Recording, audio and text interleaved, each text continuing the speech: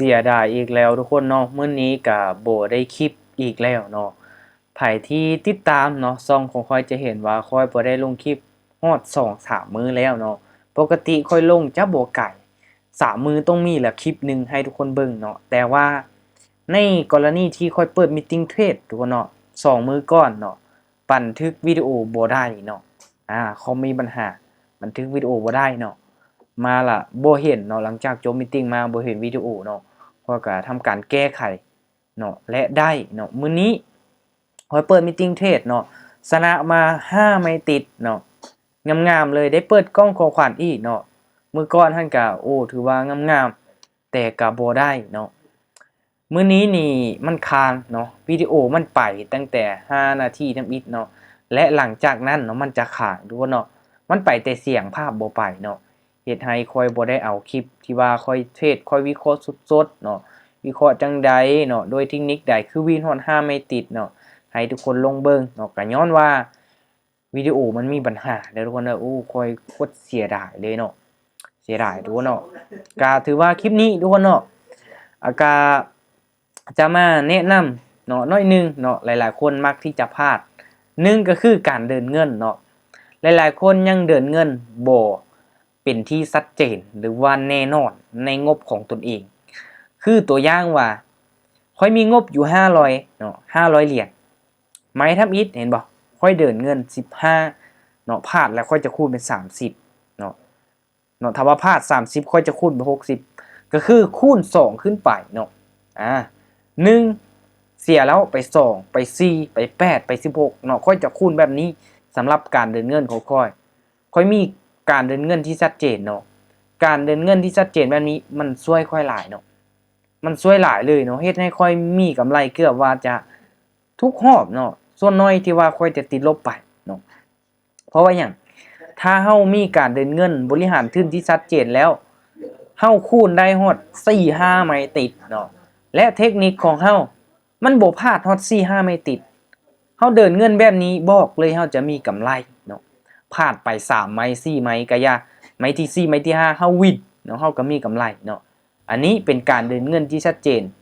เนาะค่อยบ่ได้จำกัดว่าทุกคนต้องมาเดินคือค่อยแต่ว่าทุกคนต้องเบิ่งต้นทุนของตนเองเนาะว่าถ้าสมมุติว่าทุกคนมีน้อยเนาะต้นทุน10เหรียญเฮาจะเดินจังได๋ต้นทุน20เหรียญเฮาควรที่จะเดินเท่าใดในไม้ทำอิฐเนาะค่อยแนะนำเนาะให้ไปน้อยๆเนาะให้ไปน้อยๆเนาะให้ไปประมาณ3%เนาะ 5% สูงสุดก็ให้ไป 10% ของต้นทุนในไม้แรกเนาะตัวอย่างว่า100เหรียญเนาะเฮามี100เหรียญนี่ไม้ทำอิฐไปได้สูงสุดเนาะ10เหรียญเท่านั้นเนาะถ้าเป็นไปได้ให้เดิน3เหรียญให้เดิน5เหรียญในไม้ทำอิฐหลังจากนั้นให้คูณ2ขึ้นไปเนาะ3 6 12 24ให้เฮาคูณไปแบบนี้เนาะเฮาจะเดินคูณเงินได้หลายไม้เนาะก็บ่หมายความว่าเทคนิคของเฮามันจะเทรดแล้ววินชนะรัวๆทุกรอบเนาะมันหายากเนาะบางเทื่อมันก็พลาดฮอด3ไม้4ไม้เนาะถ้างั้นการเดินเงินนี่เป็นสิ่งสำคัญเนาะเฮาต้องได้เซฟตัวเองเนาะบ่หมายความว่าเทคนิคของเฮามันจะวินตลอดเนาะมื้อนี้เทรด5ไม่ติดวินมื้อหน้ามันอาจจะสิได้5ไม่ติดอีกมันเป็นไปได้ยากเนาะทุกคนเนาะอันนี้การเดินเงินให้ทุกคนคำนึงในจุดนี้เด้อเนาะให้เดินเงินให้มันชัดเจนบริหารให้มันแน่นอนเนาะต่อมาเนาะเรื่องเทคนิคหลายๆคนยังลังเลเนาะยังลังเลย้อนว่าหยังย้อนว่าขาดการฝึกฝนหรือว่าทดลองเทคนิคนั้นแบบหลายเทื่อหลายหนแท้ๆเนาะคือเทคนิคใดเทคนิคนึงก่อนที่ว่าเฮาจะเชื่อมั่นกับมันเนาะมันเกิดจากการที่เฮาฝึกฝนมันทุกมื้อเฮาฝึกฝนเฮาฝึกเทศใช้เวลากับมันเนาะมื้อละ1ชั่วโมงมื้อละ2ชั่วโมงเฮาฝึกฝนเป็นประจำจะเฮ็ดให้เฮานั้นเกิดความเชื่อมั่นกับเทคนิคตัวนั้นทุกคนเด้อยกตัวอย่างใส่ค้อยเนาะเทคนิคการเทศตามสีของแท่งเทียนนี่เห็นบ่แท่งเทียนรอถ้าเป็นแดงค่อยกดขายเนาะรอถ้าเป็นเขียวค่อยกดซื้อเนาะเทคนิคนี้ค่อยใช้เวลาเรียนรู้กับมันเนาะมื้อละชั่วโมงมื้อละ2-3ชั่วโมงมันขึ้นอยู่กับว่ามื้อใดมีเวลาน้อยมื้อใดมีเวลาหลายและเทคนิคตัวนี้เนาะค่อยจะเทศในช่วงที่ว่ามันเป็นเทรนด์เนาะเห็นบ่ทุกคนย้อนหลังมันเป็นเทรนด์งามเฮาเทศตามสีแบบนี้เฮาก็มีกำไรและช่วงไหนที่มันมีจุดอ่อนหรือว่ามีอัตราการชนะน้อยเนาะช่วงที่มันเป็นแท่งเทียนสลับ มันออกส่วนสีของแท่งเทียนเนาะ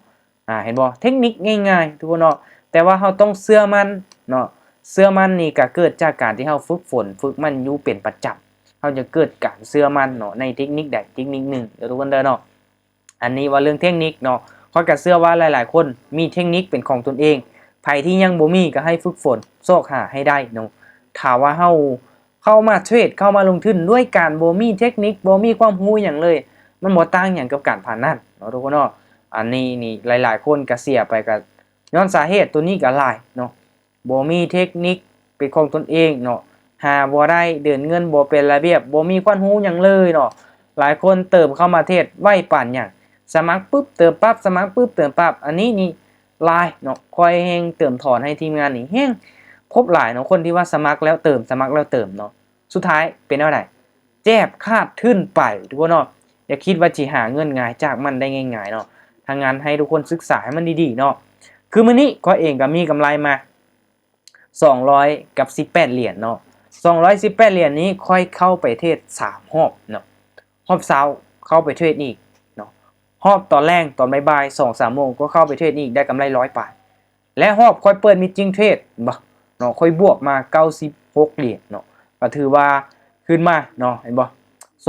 218เหรียญสำหรับมื้อนี้ค่อยก็พอใจเนาะถามว่าค่อยอยากได้หลายกว่านี้บ่อยากได้เนาะแต่ว่าในเมื่อเฮาเอาลายความเสี่ยงมาแห้งสูงเนาะถ้าเป็นไปได้เฮามีวินัยกับตนเองมีวินัยกับแผนการได้น้อยก็ถือว่าได้เนาะการลงทุนเฮาต้องเบิ่งเป็นระยะยาวทุกคนเนาะ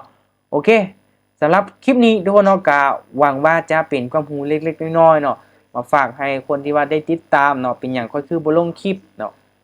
ก็ย้อนว่าคลิปมันมีปัญหาทุกคนเนาะเดี๋ยวค่อยจะเอาเทคนิคความรู้ใหม่ๆมาแชร์มาแบ่งปันให้ทุกคนเนาะผ่านช่องทางหรือว่าช่อง YouTube นี่แหละทุกคนเนาะอย่าลืมทุกคนเนาะ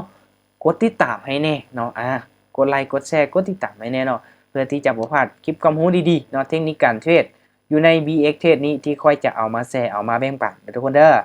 สำหรับทุกคลิปทุกคนเนาะที่ว่าค่อยเฮ็ดลงไปเนาะบ่ได้เป็นการแนะนำหรือว่าซักชวนให้ทุกคนเข้ามาลงทุนเข้ามาเทรดตามแต่อย่างใดเนาะแต่ว่าค่อยเฮ็ดแชร์ลงไปเพื่อเป็นความรู้ให้กับคนที่ว่ากำลังเทรดกำลังลงทุนอยู่คนที่ว่าสนใจเนาะ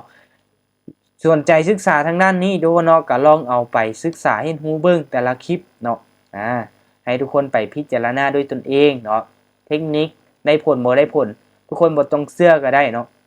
ให้ทุกคนไปพิสูจน์ด้วยตนเองว่ามันแม่นแท้บ่ถ้าว่ามันใช้ได้ผลเฮาฝึกฝนแล้วมันนำใช้ทุกคนจังเอาไปนำใช้ด้วยตนเองทุกคนเนาะสำหรับทุกคลิปที่ว่าลงไปค่อยก็ย้ำว่าเนาะการเทรดนี้ทุกคนเนาะมันได้ไวมันก็เสียไวเนาะความเสี่ยงมันสูงให้ทุกคนศึกษาให้มันดีๆเนาะให้เฮาศึกษาเห็นรู้เฮามั่นใจเฮายอมรับความเสี่ยงได้เฮาจึงค่อยเติมเงินจริงเข้าไปลงทุนทุกคนเนาะบ่หมายความว่าอยู่ๆล่ะอยากเติมล่ะเติมเลยเนาะเห็นว่าคนอื่นเทรดมันได้ง่ายเฮาก็อยากเติมเข้ามาลองเนาะยากได้ทุกคนเนาะยากได้เฮาต้องมีความรู้มีประสบการณ์กับมันหลายเนาะเฮ็ดอีหยังก็ตามแต่ว่าช่วงแรกๆมันยากอยู่แล้วเนาะถ้างานให้ทุกคนศึกษาเห็นรู้เนาะฝึกฝนฝึกเทรดมั่นใจคือค่อยเว้าเนาะนำเงินเย็นมาลงทุนเนาะห้ามไปกู้ไปยืมห้ามระดมทุนมาเทรดเด็ดขาดเนาะอันนี้เป็นข้อห้ามเนาะเงินเย็นเงินที่มันเสียไปแล้วมันจะบ่เดือดร้อนในชีวิตประจำวันของเจ้าเนาะทางงานนี้ต้องให้พิจารณาในจุดนี้ดูเนาะโอเคถ้าว่ามีไผมีตัวใดอยากถามหรือว่าเนาะก็ลองคอมเมนต์มาได้เด้อเนาะตัวใดมีสนใจเนาะอยากให้ค่อยเฮ็ดคลิปแบบใดก็ลองคอมเมนต์มาเนาะพร้อมที่จะแชร์พร้อมที่จะแบ่งปันหรือว่าคนที่สนใจอยากศึกษาเรียนรู้เนาะอยู่ในกลุ่มอยู่ในทีมก็นำค่อยก็ได้เนาะคนที่ว่าอยากเข้าร่วมมีตติงของค่อยทุกคนเนาะก็ได้ทุกคนเนาะทักมาได้ทุกคนเนาะเข้ามาร่วมศึกษานำกันเนาะค่อยจะมีการแนะนำการเทสสดๆให้ทุกคนเบิ่งเนาะสำหรับตัวนี้เนาะวิธีการเติมการถอนอีหยังค่อยก็รับเติมถอนให้ทุกคนเนาะสำหรับภายในภายนอกอีหยังค่อยก็มีคลิปเนาะให้เนาะทุกคนเนาะใครที่สนใจก็โอเคติดต่อมาได้เนาะทางช่องทางทุกคนเนาะทักมาค่อยก็ให้คำแนะนำศึกษาเนาะวิธีการสมัครการเติมการถอนแนวใดเนาะยินดีให้คำแนะนำยินดีให้คำปรึกษาได้ทุกคนเด้อโอเคสำหรับคลิปนี้ถือว่าขอบใจทุกคนเอาไว้เพียงเท่านี้บ๊ายบาย